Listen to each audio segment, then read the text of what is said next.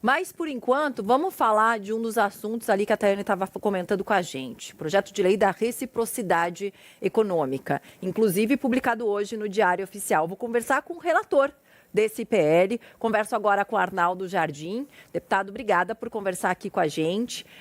Começo perguntando um pouquinho desse projeto de lei, porque ontem conversei com muitas pessoas e especialistas aqui contrários à lei de reciprocidade. Se realmente for olho por olho, dente por dente, 50% para cá e para lá, eles acreditam que o Brasil sai perdendo mais. Queria que o senhor detalhasse um pouquinho para a gente desse PL que foi publicado hoje no Diário Oficial, por favor. Boa tarde, bem-vindo por aqui.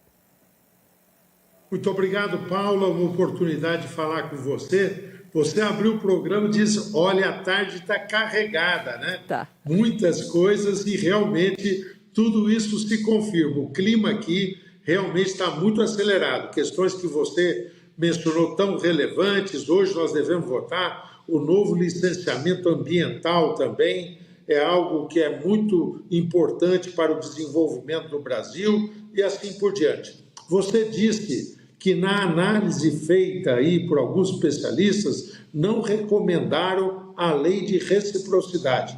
Deixa eu ser só objetivo, você vai me permitir esclarecer isso. É igual seguro-saúde.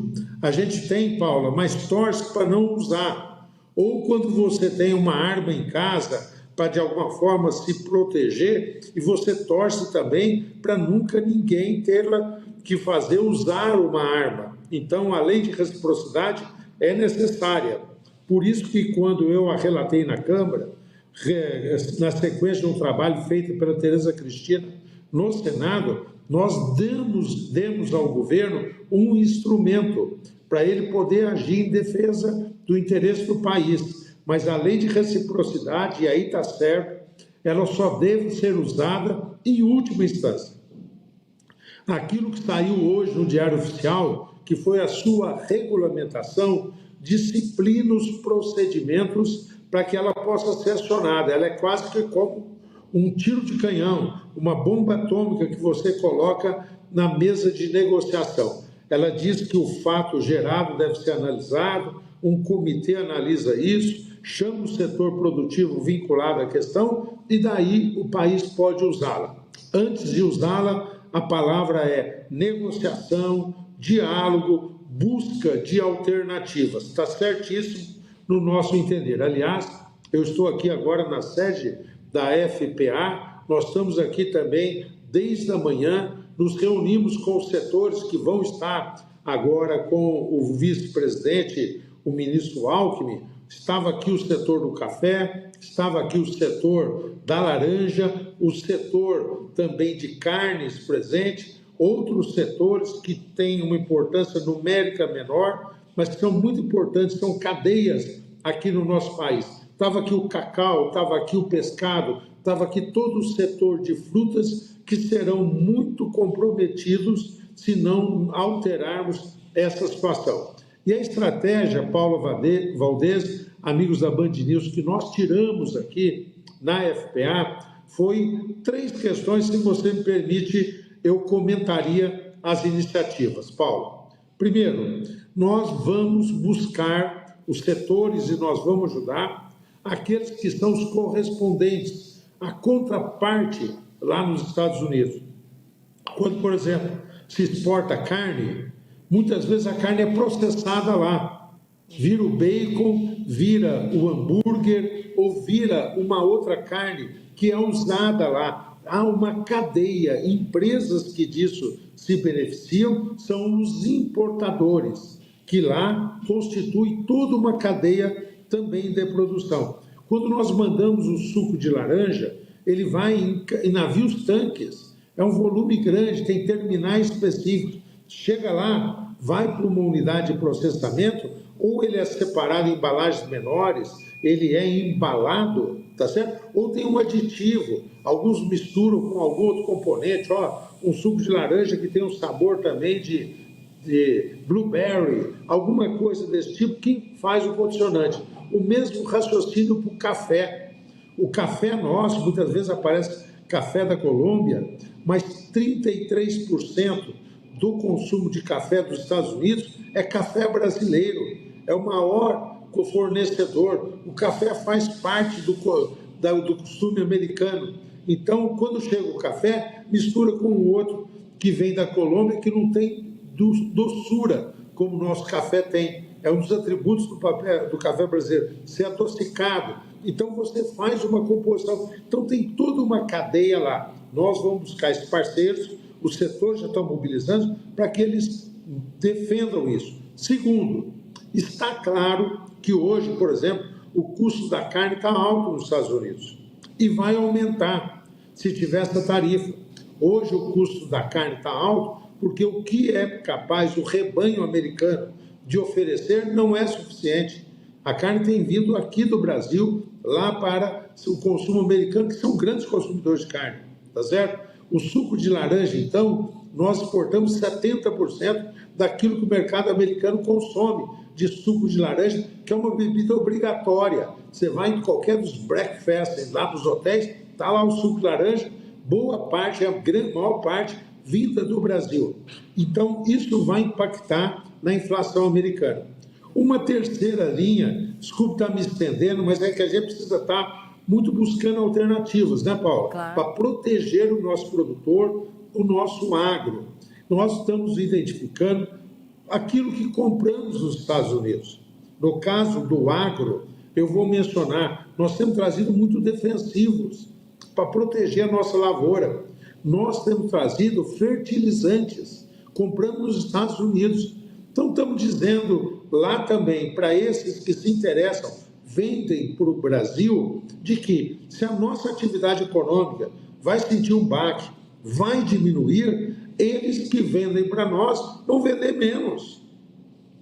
Então, são questões interessados que nós colocamos aí em movimento para que o argumento possa chegar ao governo americano, além de toda a ação diplomática que nós insistimos. O Brasil precisa fazer, está tomando iniciativas importantes nesse sentido. Nós próprios estamos identificando parlamentares americanos ligados ou a esses setores que importam do Brasil ou que exportam do Brasil, com quem podemos dialogar para fazer chegar essa nossa sensibilidade.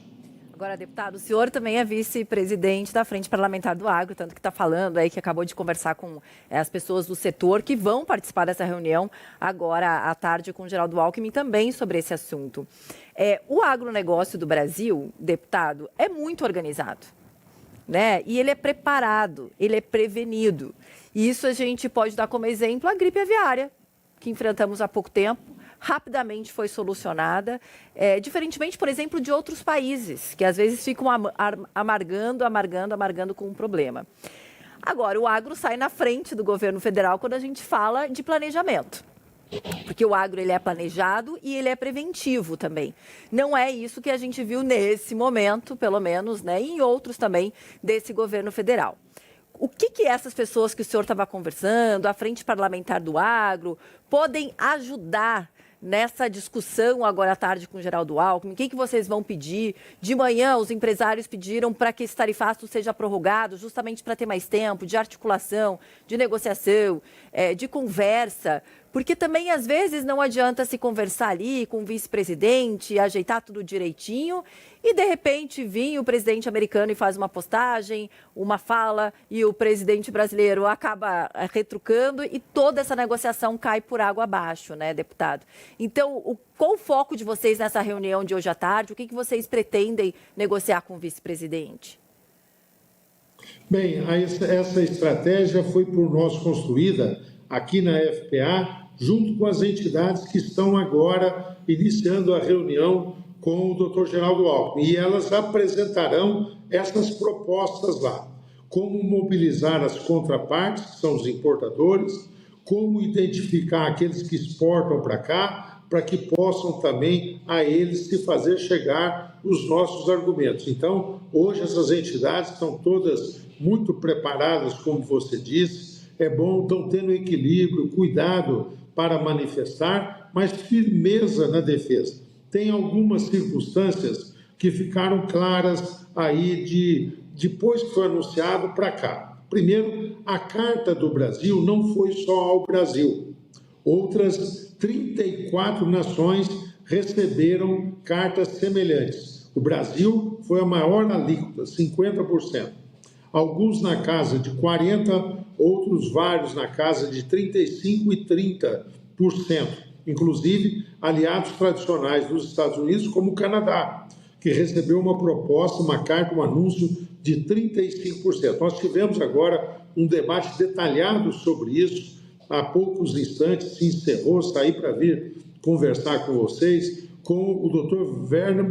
Weber Barral, que durante um tempo foi um negociador aqui dos Estados do Brasil junto ao governo americano. Foi ele, por exemplo, que coordenou aquela negociação em torno da questão do algodão, que foi meio exemplar para nós naquele instante. Então, nós identificamos isso, achamos que essa prorrogação do prazo é importante. De agora até 1º de agosto, não se pode ter uma alíquota única, vão ser por setores, há necessidade de apresentar contrapartidas, há necessidade de receber aquilo que os Estados Unidos vai pleitear, de algumas propostas adicionais. Então, imaginamos nós que ganhar tempo é importante. O próprio Estados Unidos anunciou com a China que manteria os termos do acordo chamado por eles próprios de provisório e teria um tempo adicional para detalhar o acordo com a China, que é a grande polêmica e a grande aí,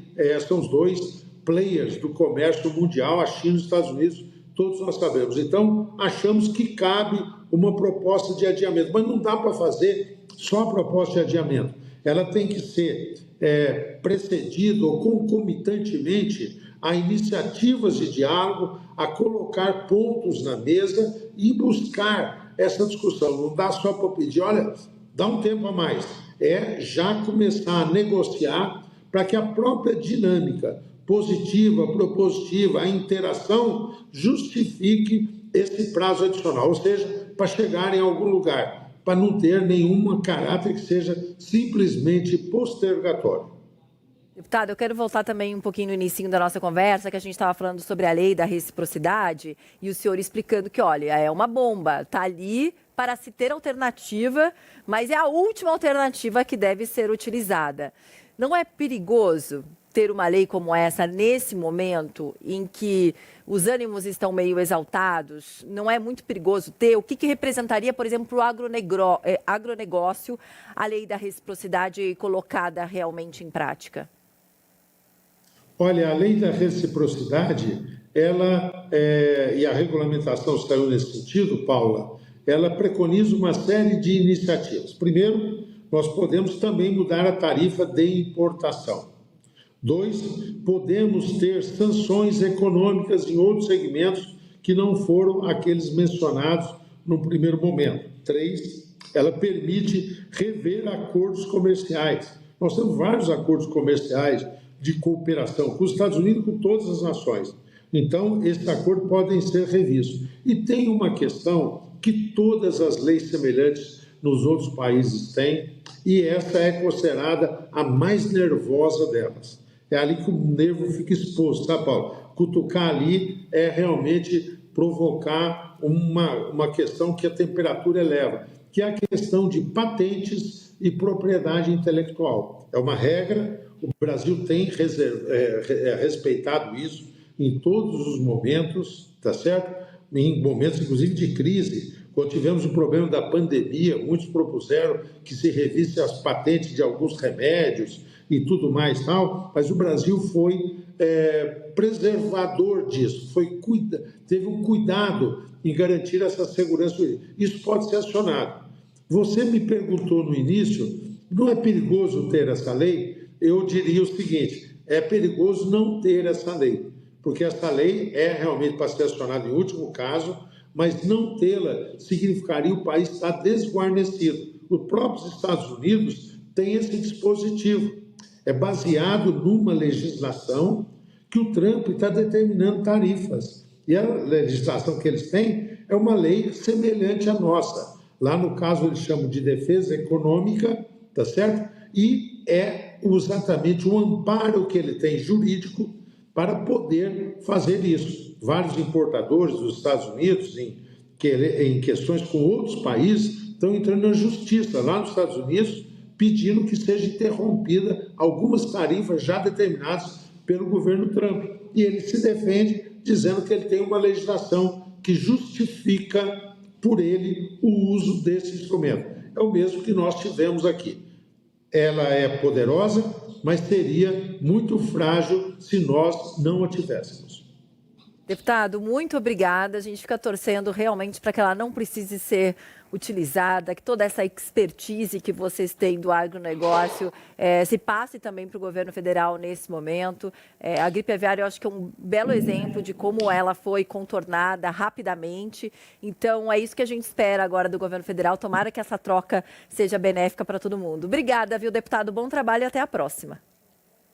Muito obrigado a vocês aí, vamos continuar atentos aí e muito obrigado pela oportunidade de explicar a nossa posição, a nossa defesa do nosso setor do agro. Um abraço. Abraço, obrigada. Agora,